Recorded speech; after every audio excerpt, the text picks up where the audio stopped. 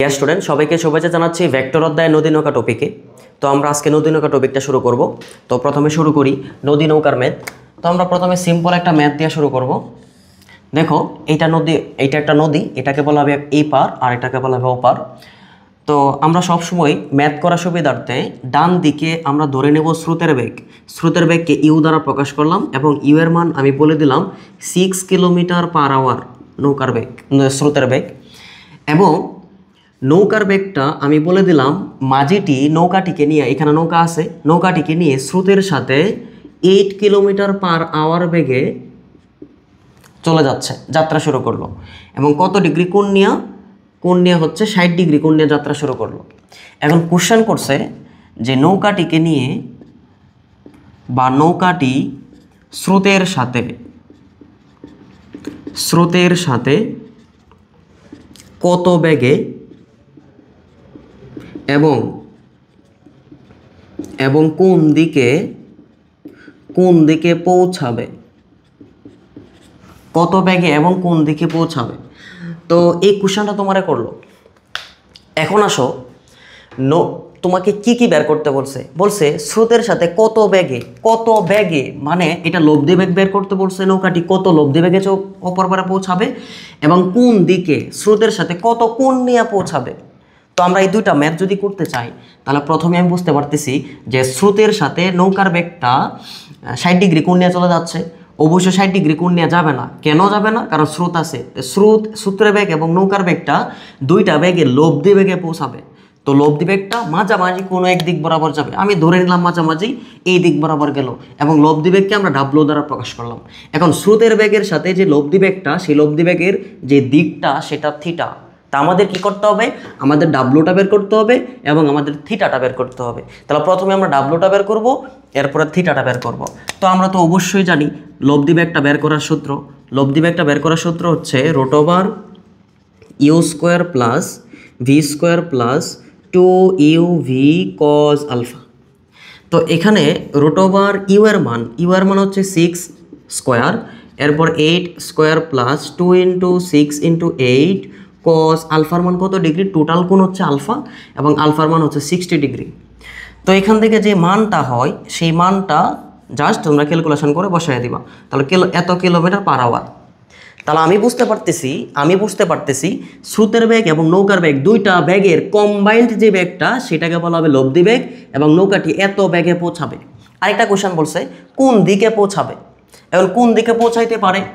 তো এখন আসো যে আমরা সূত্রটা কোন দিকে বের করার জন্য tan θ = v sin আলফা, এরপরে u + v cos আলফা। এখন সুতরাং থিটা সমান কত? থিটা সমান tan ইনভার্স v এর মান হচ্ছে 8 sin আলফা, নৌকার বেগ, স্রোতের বেগ 6 + 8 cos আলফা। আচ্ছা, এই আলফার মানটা কত ডিগ্রি হবে? 60 ডিগ্রি। এখন আলফার মানটা কত ডিগ্রি বসাবা? 60 ডিগ্রি। তো ক্যালকুলেশন করে একটা মান আসবে এত ডিগ্রি আনসার। এখন কথা হলো যে আমরা কি করলাম, আমরা স্রোতের বেগ ব্যবহার করলাম এবং নৌকার বেগ ব্যবহার করে সামান্তরিক সূত্রের লব্ধির যে সূত্রটা, এই সূত্রটা দিয়ে আমরা লব্ধি বেগ বের করলাম এবং সামান্তরিক সূত্রের যে লব্ধির দিকের যে সূত্রটা, নৌকার লব্ধি বেগের সাথে স্রোতের যে একটা কোণ, সেই কোণটা হচ্ছে থিটা।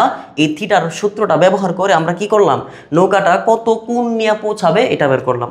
এখন সেম ম্যাথটাই যদি আমি একটু ঘুরাইয়া দিই, একটু অন্যভাবে বলে দিতে চাই, সেম ম্যাথ এবং সেম আনসারই হবে, অন্যভাবে একটু বলে দিতে পারে।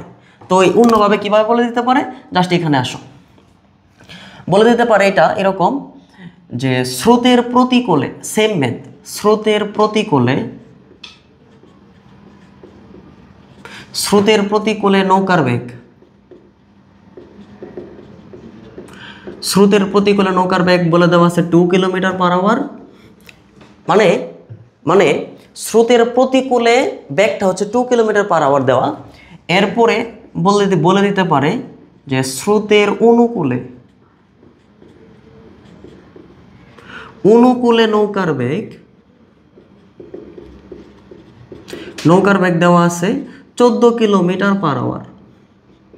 এখন একটু ভালো করে বুঝো। আচ্ছা, ইন্ডিভিজুয়ালি এটা কি স্রোতের বেগ, এটা কি নৌকার বেগ? না, এগুলো স্রোতের বেগও না, নৌকার বেগও না, তোমাকে কম্বাইন্ড দেওয়া আছে এই দুইটা বেগের মান থেকে আমরা নৌকার বেগটা বের করব এবং স্রোতের বেগটা বের করে ফেলবো। তাহলে প্রথমে আসো, প্রতিকূল কি বোঝায়? প্রথমে প্রতিকূল, প্রতিকূল কি বোঝাচ্ছে? প্রতিকূল বোঝাচ্ছে এটা নৌকা এবং এই নৌকার এই দিক বরাবর যদি স্রোতের বেগ কাজ করে তাহলে এই দিক বরাবর নৌকার বেগ কাজ করবে। প্রতিকূল বোঝাবে স্রোত যেদিকে কাজ করবে যদি এর বিপরীতে কাজ করে, নৌকাটা যদি এর বিপরীতে কাজ করে তাহলে মধ্যবর্তী কোণ 180 ডিগ্রি। যদি দুটি ভেক্টর মধ্যবর্তী কোণ 180 ডিগ্রিতে থাকে, দুটি ভেক্টর বিপরীতে থাকে, তাহলে তাদের সর্বনিম্ন লব্ধি হয় বড়টা থেকে ছোটটা তুমি কি করে দিবা? বাদ দিয়ে দিবা। তাহলে বি মাইনাস ইউ সমান, এটাকে বোঝা হচ্ছে প্রতিকূল, এবং প্রতিকূলে যেই ব্যাগটা দেওয়া আছে সেই ব্যাগটা 2 কিলোমিটার পার আওয়ার। তো এটাকে আমি 1 নং চিন্তা করতে পারি। এখন কথা হলো অনুকূলটা কি? অনুকূল, অনুকূল, অনুকূল বলতে কি বোঝায়? অনুকূল বলতে বোঝায় যে নৌকা, এটা ধরো এটা হচ্ছে নৌকা, এবং এই নৌকার এই দিক বরাবর যদি স্রোত কাজ করে এবং এই দিক বরাবরই নৌকার বেগ কাজ করবে, তাহলে মধ্যবর্তী কোণটা কত? মধ্যবর্তী কোণটা হচ্ছে 0 ডিগ্রি।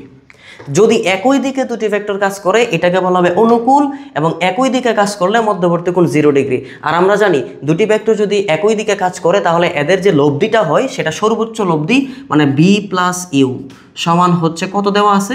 14 kilometre per hour. এটা হচ্ছে আমাদের 2 নং সমীকরণ। এখন এই 2 নং সমীকরণ, এই দুইটা সমীকরণ থেকে যদি তুমি সমাধান করতে চাও, সমাধান করলে বি যেই মানটা, সেই ভি মানটা পাবা 8 কিলোমিটার পার আওয়ার, এবং স্রোতের যে বেগটা সেই বেগটা পাবা 6 কিলোমিটার পার আওয়ার। এখন একটু খেয়াল করো তো, এই যে নৌকার বেগ 8, এখানে কিন্তু 8 দেওয়া ছিল, এই যে স্রোতের বেগ 6, এখানে কিন্তু 6 দেওয়া ছিল। তাহলে কি আমরা বুঝতে পারতেছি? আমরা বুঝতে পারতেছি দুইটা ভাবে আসতে পারে। হয় তোমাকে ডিরেক্ট স্রোতের বেগ এবং নৌকার বেগ বলে দিতে পারে লব্ধি বেগ এবং লব্ধির কোণ বের করার জন্য, নয়তো বা তোমাকে এভাবে বলে দিতে পারে যে স্রোতের প্রতিকূলে নৌকার বেগ এবং স্রোতের অনুকূলে নৌকার বেগ। এই যে ম্যাথটা করলাম, তো তোমরা হচ্ছে এই প্রতিকূল এবং অনুকূল শর্ত অ্যাপ্লাই করে স্রোতের বেগ বের করবা এবং কি নৌকার বেগ বের করবা, বের করে এখানে বসাবা, বসানোর পরে ঠিক সেম ওয়েতে তুমি কি করে ফেলবা?